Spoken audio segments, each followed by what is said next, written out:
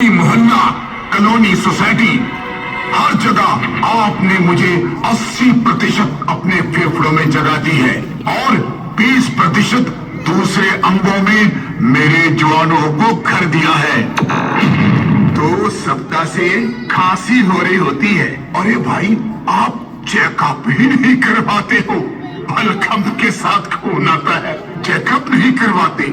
शाम के वक्त बुखार आता है, अरे भूख कम लगती है, सीने में दर्द रहता है, फिर भी चेकअप नहीं करवाते हो। कितना अच्छा करते हो आप, कितना अच्छा करते हो आप। जो भी मेरे पास आया मैंने उन्हें गले से लगा लिया।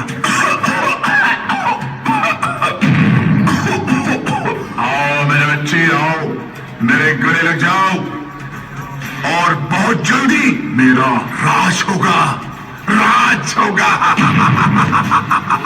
और हर दूसरा आदमी मेरा शिकार होगा, टीबी का राज होगा।